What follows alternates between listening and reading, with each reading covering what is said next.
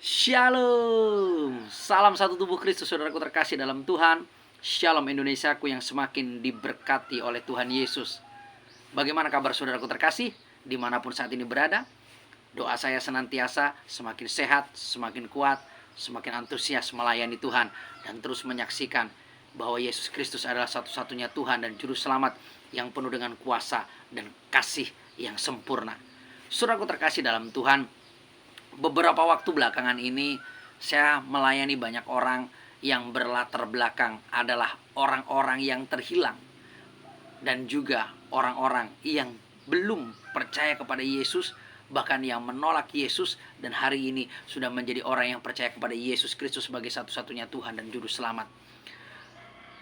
Ada satu pertanyaan yang hampir sama yang mereka tanyakan kepada saya. Om, Pak Pendeta, bagaimana caranya untuk kami semakin lebih dekat dengan Tuhan? Dan apa yang harus kami lakukan untuk kami semakin mengenal pribadi Tuhan?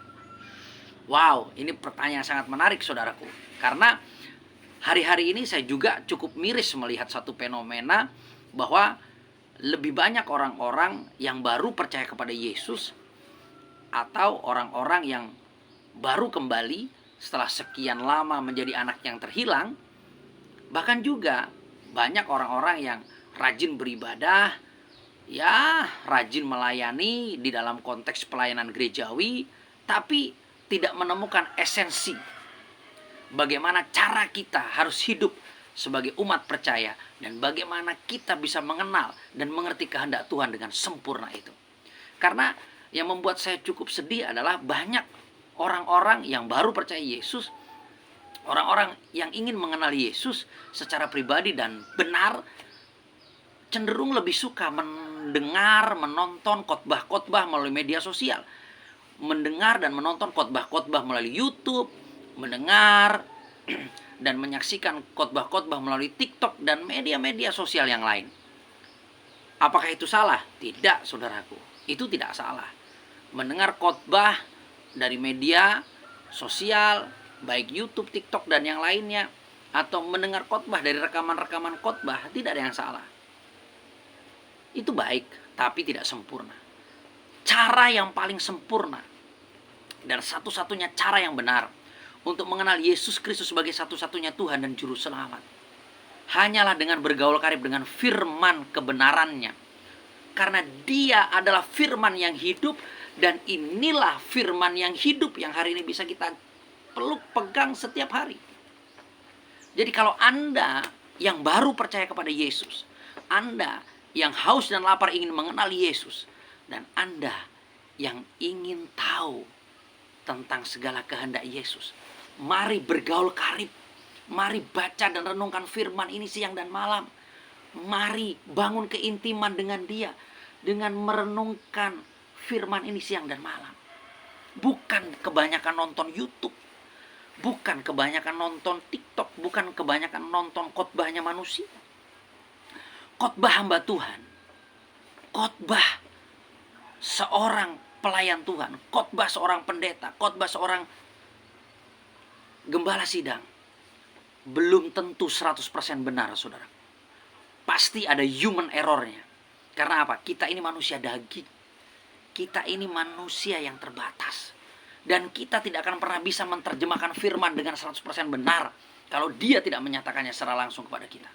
Jadi satu-satunya cara yang paling pertama dan utama yang harus kita lakukan untuk Anda, saudaraku, yang baru percaya kepada Yesus, yang rindu, yang haus dan lapar mengenal Yesus, dan Anda yang baru kembali setelah terhilang sekian lama, untuk memiliki iman yang benar, iman yang sempurna, iman yang kokoh, iman yang mengenal Yesus Kristus dengan benar, hanya dengan membaca dan merenungkan firman Tuhan ini siang dan malam, saudaraku.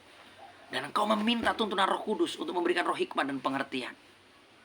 Baru tambahannya, taatlah beribadah, rajinlah beribadah, hiduplah dalam pelayanan, dengarlah khotbah gembalamu selama masih firman yang menjadi sumbernya itu benar. Tapi kalau sudah diterjemahkan dengan yang aneh-aneh, itu sesat, dan hati-hati.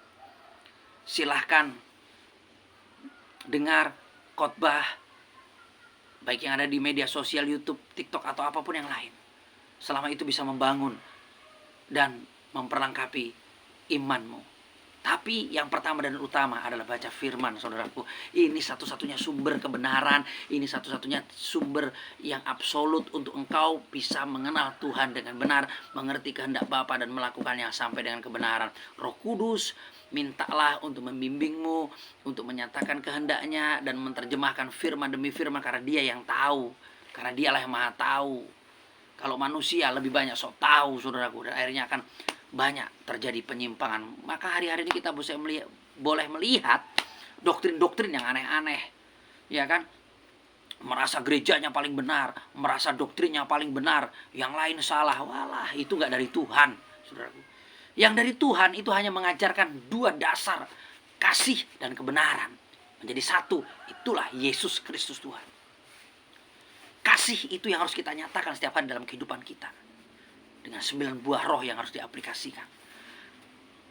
Kebenarannya ada dalam firman ini yang menjadi satu-satunya sumber risalah, tidak ada yang lain. Doktrin apapun ciptaan manusia, tapi doktrin yang daripada Yesus ini sempurna, saudara. Jadi saudaraku terkasih dalam Tuhan, sekali lagi untuk saudaraku yang baru mengenal Yesus, yang sedang mencari Yesus, yang baru terhilang dan kembali kepada Bapa, ingat, bacalah dan renungkan firman itu siang dan malam. Engkau akan mengerti kebenaran yang absolut. Iman akan bertumbuh menjadi iman yang kokoh, berpengetahuan benar. Bukan iman yang seolah-olah kokoh, tapi mampu disesatkan oleh ajaran sesat manusia. Jadi kembali kepada yang benar.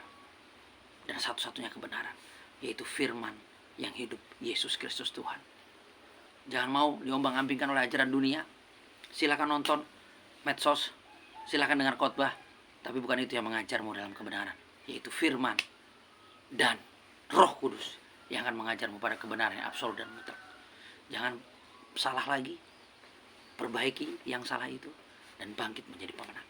Yuk, baca dan renungkan firman, kenali Tuhan, bergaul karib dengannya, dan ngerti kehendaknya, sehingga kita bertumbuh menjadi hambanya, menjadi saksinya, yang siap menyaksikan Yesus dimanapun berada dan membawa jiwa-jiwa kepada Yesus Kristus Tuhan.